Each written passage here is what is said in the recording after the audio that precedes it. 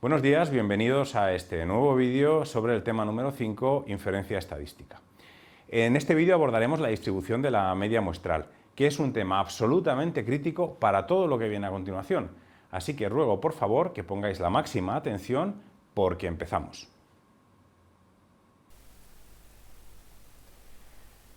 Bien, como consecuencia del muestreo aleatorio simple, los estadísticos, como la media muestral o la variancia muestral, que hemos calculado a partir de la muestra, van a ser variables aleatorias de dimensión 1 antes de ser seleccionada dicha muestra. Es decir, antes de seleccionar la muestra son variables aleatorias de dimensión 1. Después del muestreo ya no son variables aleatorias, después del muestreo ya son un número concreto, 37,25 o 18,13. Es ya un estadístico observado. Bien, como estos estadísticos son el punto de partida de toda la inferencia, es necesario estudiar su distribución de probabilidad, antes de ser seleccionada, lógicamente, que es cuando es una variable aleatoria. Vamos a continuar con este ejemplo que ya hemos trabajado anteriormente. Tenemos una población de 1000 empleados. Xi es la variable poblacional y es el número de propiedades inmobiliarias de un empleado. Y sabemos que 500 no poseen ninguna propiedad inmobiliaria, 400 tienen una y los 100 restantes tienen dos propiedades inmobiliarias. En este caso seleccionamos una muestra aleatoria simple de dos empleados únicamente, n igual a 2. ¿Qué significado tiene la media muestral en este ejemplo? Bueno, pues esto se responde de forma muy sencilla, simplemente es el número medio de viviendas en propiedad de los dos empleados de la muestra. La interpretación es tremendamente sencilla. Bien, ahora vamos con algo un poquito más complicado. Vamos a obtener la distribución de la media muestral. Bien, en este caso tenemos que calcular el valor que toma la media muestral en cada una de las muestras posibles. Y para eso vamos a partir de la distribución de la muestra. Anteriormente habíamos calculado esta tabla en la que teníamos pues las posibles combinaciones de x1 y x2, que son los dos elementos de la muestra. Habíamos calculado sus respectivas probabilidades y habíamos obtenido esta tabla. Bien, a partir de esta distribución de la muestra vamos a calcular la distribución de la media muestral con n igual a 2. Es relativamente sencillo, pero vamos a ir haciéndolo paso a paso para que nadie se pierda. Lo primero que vamos a hacer es calcular para este caso concreto cuánto vale la media. Es decir, cuál es el valor medio si se da esta combinación 0,0, que el elemento 1 de la muestra tiene 0 propiedades, 0 viviendas en propiedad, y el elemento número 2 también tiene 0 viviendas en propiedad. Pues 0 más 0 dividido entre 2, que sería la media, es 0. La media, por tanto, aquí sería 0. En este caso concreto, ¿cuál sería la media? Bueno, pues la media en este caso sería 0 más 1 entre 2, 0,5. Aquí la media sería 0,5. Bueno, pues si vamos haciendo esto con todas las posibilidades que tenemos en esta distribución de la muestra, lo que vamos a obtener es esto de aquí. Como veis, para el primer caso la media es 0, para el segundo es 0,5, estas las hemos calculado, y si lo vamos haciendo para todos los demás, obtenemos estos valores de aquí. Estos son los valores de la media en cada una de las posibles combinaciones. Claro, aquí nos tenemos que dar cuenta de una cosa importante. Hay valores que se repiten. Por ejemplo, la combinación 0,1 tiene una media de 0,5, pero la combinación 1,0 también tiene una media de 0,5. Bueno, por tanto, a partir de ahí podemos calcular podemos resumir esta información en una única tabla en la que nos diga para cada posible valor diferente de la media cuál es su probabilidad. En el caso de 0, como solo hay una posible combinación que da una media de 0, pues la probabilidad es 0,25, 0,25. En el caso de 0,5 hay dos posibles valores, este y este. ¿Cuál sería la probabilidad, por tanto, de que la media valga 0,5? Pues 0,20 más 0,20, que es lo que tenemos aquí, 0,4. ¿Cuál es la probabilidad de que la media valga 1? Pues aquí tenemos tres posibles valores, este de aquí y este de aquí. Por tanto, si tenemos tres posibles valores, lo que hay que hacer es sumar las probabilidades de cada uno de esos valores. 0,05 más 0,16 más 0,05. Y si sumamos esos valores nos daría 0,26. Entonces, como vemos, simplemente lo único que estamos haciendo es resumir en una tabla los valores que puede tomar la media y las respectivas probabilidades asociadas a ese valor en concreto. Y de esta manera pues obtenemos esta tabla que se puede representar como una distribución de probabilidad normal y corriente de las que igual a las muchas que hemos visto en el tema de variable aleatoria. Simplemente cada una de las barritas representa la probabilidad asociada al valor que tenemos en la parte de abajo. Por tanto, esta sería la distribución de probabilidad de la media muestral en esta muestra con n igual a 2. Y ya nos vamos a dar cuenta enseguida de que la distribución de probabilidad de la media muestral, que es esta de aquí, es muy diferente a la distribución de probabilidad de la variable poblacional psi que calculamos anteriormente. Es decir, son cosas que no tienen que ver. Una cosa es la distribución de probabilidad de psi, la variable poblacional, y otra cosa distinta es la distribución de probabilidad de la media muestral que acabamos de calcular. Bien, la media muestral, por tanto, es una variable aleatoria, lo hemos dicho antes del muestreo. En este caso, además, es una variable aleatoria discreta, porque puede tomar un número finito de posibles valores. Bien, entonces podemos aplicar absolutamente todo lo que aprendimos en el tema de variable aleatoria. Una vez que tenemos una distribución de probabilidad, podemos calcular su valor esperado, podemos calcular su varianza, por ejemplo. Pues vamos a hacerlo. ¿Cuál sería el valor esperado de la media muestral? Pues utilizando la expresión que aprendimos en el tema número 4, que sería cada uno de los posibles valores por su respectiva probabilidad, simplemente lo que tenemos que hacer es el primer valor, 0, por su probabilidad, 0,25. Aquí lo tenemos. El segundo valor, 0,5, por su respectiva probabilidad, 0,44. Aquí lo tenemos. Vamos haciendo eso y al final obtenemos que el valor esperado de la media muestral es 0,6. Exactamente lo mismo con la varianza, solo que en este caso utilizaremos esta expresión de aquí, el sumatorio de x menos el valor esperado de x, todo ello al cuadrado y multiplicado por su probabilidad. Bueno, dado que el valor esperado ya lo conocemos, es 0,6, pues simplemente es ir operando. El primer valor sería 0, con lo cual sería 0 menos 0,6, todo eso lo elevamos al cuadrado y lo multiplicamos por su probabilidad, 0,25. Vamos haciendo eso con todos los posibles valores y llegamos a que el valor esperado de la media muestral es la varianza de la media muestral es 0,22. Bien, pues ya sabemos muchas cosas.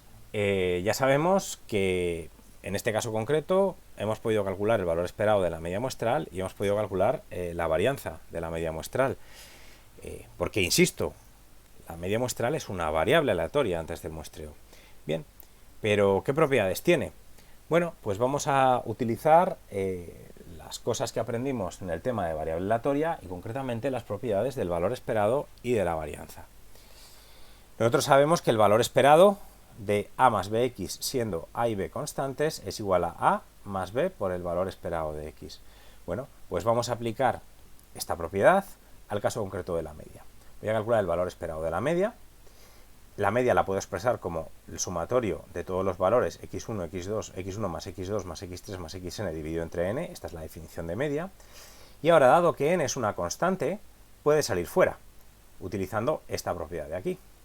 Es una constante que está multiplicando, por tanto sale fuera y me quedaría 1 partido por n por el valor esperado de x1 más x2 más xn. Aprovechando de nuevo estas propiedades que ya conocemos, en concreto esta de aquí, el valor esperado de x1 más x2 más xn es igual al valor esperado de x1 más el valor esperado de x2 más, así sucesivamente, el valor esperado de xn. Pero estudiamos anteriormente que las x sub i se distribuyen como la variable poblacional, como xi, con lo cual el valor esperado de x1 es igual al valor esperado de xi. ¿Y el valor esperado de xi cuánto vale? Pues precisamente mu, la media poblacional. Por tanto tenemos 1 partido por n de mu más mu más mu. ¿Cuántas veces? N. Por tanto me quedaría 1 partido por n que multiplica a n veces mu. Las n se simplifican y me queda que el valor esperado de la media muestral es mu, la varianza poblacional, perdón, la media poblacional. Por tanto, la conclusión que tenemos es que el valor esperado de la media muestral coincide con la media poblacional. Exactamente lo mismo con la varianza que veremos a continuación. Utilizando de nuevo estas propiedades que aprendimos en el tema de variable aleatoria, estas y esta de aquí, lo que tenemos es lo siguiente. Vamos a calcular la varianza de la media muestral. La varianza de la media muestral sería la varianza de x1 más x2 más xn entre n, que esto es lo que es la media muestral. Utilizando estas propiedades que vemos aquí, esta constante n sale, pero hay que elevarla al cuadrado. Recordad que hay que elevarla al cuadrado, con lo cual este n del denominador sale como n al cuadrado. Bien, y me queda 1 partido n cuadrado, la varianza de x1 más x2 más xn. Dado que debido a que estamos utilizando muestreo aleatorio simple, las x sub i son independientes, eso es una de las consecuencias de utilizar muestreo aleatorio simple, puedo decir que la varianza de x1 más x2 más xn es igual a la varianza de x1 más la varianza de x2 más la varianza de xn. Bien, ¿y cuánto vale la varianza de cada uno de estos x sub i? Pues muy sencillo. Ya vimos antes que x sub i sigue la misma distribución que xi, la variable poblacional. Por tanto, la varianza de x sub i será igual a la varianza de xi. ¿Y cuánto vale la varianza de xi? La varianza de xi es sigma cuadrado. Por tanto, tenemos 1 partido n cuadrado por sigma cuadrado más sigma cuadrado más sigma cuadrado n veces. Y me queda, por tanto, sigma cuadrado partido por n. Porque aquí tendríamos sigma cuadrado por n, aquí tenemos un n cuadrado, las n se me simplifican y me queda únicamente una n en el denominador. Bien. La desviación típica se calcularía simplemente como la raíz cuadrada de la varianza, con lo cual tendríamos que la desviación típica es sigma, la desviación típica poblacional dividido entre raíz de n, el tamaño de la muestra. Es decir, si el muestreo es aleatorio simple, si tenemos un muestreo aleatorio simple, la desviación típica de la media muestral es igual a la desviación típica poblacional dividida por la raíz de n. Y esto tiene una consecuencia muy importante, y es que a medida que aumenta el tamaño de la muestra, a medida que aumenta n, disminuye el error típico de la media muestral. Bien, ok, ya sabemos cuánto valen el valor esperado y la desviación típica de la media muestral. Pero, ¿qué distribución sigue? Bueno, pues tenemos tres posibilidades. En primer lugar, que la variable poblacional xi siga una distribución normal. Si eso sucede, muy sencillo, la media muestral también va a seguir una distribución normal, simplemente por las propiedades de la normal, que la suma de normales independientes es una normal. Por tanto, repito, si el muestreo es aleatorio simple y la variable poblacional sigue una distribución normal, la media muestral también va a seguir una distribución normal. Segundo caso posible, la variable poblacional no sigue una distribución normal, pero n es grande, es decir, el tamaño muestral es grande. Bien, en ese caso podemos recurrir al teorema central del límite. Sabemos que la suma de un número suficientemente grande de variables aleatorias independientes idénticamente distribuidas y con media y varianza finitas tendrá una distribución, tendrá un comportamiento aproximadamente normal, es decir, vamos a poder aproximarlo por una distribución normal. En ese caso, si os dais cuenta, una media, la media muestral, no es más que la suma de n variables aleatorias que son independientes, debido a que hemos usado muestreo aleatorio simple, con lo cual el teorema central del límite aplica, con lo cual la media muestral va a seguir aproximadamente una distribución normal si n es suficientemente grande. Es decir, si el muestreo es aleatorio simple y n es grande, la media muestral va a seguir una distribución normal. Caso 3. La variable poblacional no sigue una distribución normal y n es pequeño. Bueno, en este caso la media muestral va a seguir una distribución desconocida y no vamos a poder hacer nada. Recapitulando. Si el muestreo es aleatorio simple, la media de la media muestral, el valor esperado de la media muestral, siempre es igual a la media poblacional. Y esto se cumple siempre. Si el muestreo es aleatorio simple, la desviación típica de la media muestral es igual a la desviación típica poblacional dividida por la raíz de n. Y esto se cumple siempre. Si el muestreo es aleatorio simple y o bien la variable poblacional sigue una distribución normal, o bien n es grande, siendo n minúscula, me refiero al tamaño muestral, entonces la media muestral va a seguir una distribución normal. Si la variable poblacional no sigue una distribución normal y además n es pequeño, entonces seguirá una distribución desconocida. Bien, esto que aparece en pantalla es un error muy habitual, que por eso he querido representarlo en esta diapositiva. Decimos entonces, si n mayúscula o n minúscula son grandes, la población sigue una distribución normal. No, esto no tiene absolutamente nada que ver con nada de lo que hemos visto en este vídeo. Lo que hemos dicho es lo siguiente. La variable poblacional tendrá la distribución que sea, y eso no se ve afectado ni por el tamaño muestral, ni por el tamaño poblacional, ni por nada en absoluto. La variable poblacional tendrá la distribución que tenga, que será la que sea. Lo que hemos dicho es que si n minúscula aumenta, es decir, si la muestra aumenta, no n mayúscula, que no tiene nada que ver en esta historia. Si n minúscula aumenta, si el tamaño muestral aumenta, entonces la media muestral se puede aproximar por una normal, independientemente de la distribución que tenga la variable poblacional. Eso es lo que hemos estado diciendo anteriormente en este vídeo.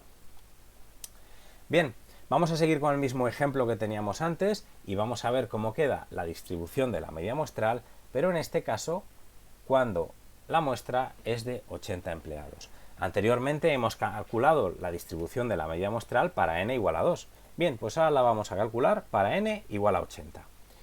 Bien, en este caso, como ya sabemos, el valor esperado de la media muestral es igual a mu. Por tanto, el valor esperado de la media muestral va a ser 500 por 0, más 400 por 1, más 100 por 2. Esto ya lo hemos calculado anteriormente, con lo cual no voy a insistir en ello. Con lo cual, el valor esperado de la media muestral es 0,6. ¿Cuál sería la desviación típica, muestral? Pues utilizando las propiedades que ya conocemos, sería la desviación típica poblacional que ya calculamos anteriormente, 0,66, dividido entre la raíz de n, es decir, dividido entre la raíz de 80. Si hacemos este cálculo, veremos que el resultado es 0,074. Y además, n es grande, n es 80, es un número grande. Por tanto, sabemos que va a seguir aproximadamente una distribución normal. Bueno, pues entonces, en este caso en concreto, ya sabemos que la media muestral va a seguir una distribución que podemos aproximar por una normal de media 0,6 y de desviación típica 0,074. Bien, ahora podemos comparar la distribución de probabilidad de la media muestral cuando n era igual a 2, que calculamos anteriormente, si recordáis este gráfico lo calculamos anteriormente, y la distribución de probabilidad de la media muestral cuando n es igual a 80, que como ya he dicho sigue aproximadamente una normal 0,6, 0,074. Bueno, como veis, hay una diferencia importante. ¿Qué ha sucedido? Pues justamente lo que estaba comentando antes. A medida que el tamaño muestral aumenta, a medida que n aumenta, la distribución de la probabilidad de la media muestral se va aproximando cada vez más a una normal. De hecho, si os fijáis, esto de aquí se parece ya muy mucho a una distribución normal. Bien, espero que este vídeo os haya resultado interesante y, como digo siempre, útil. Nos vemos en próximos vídeos.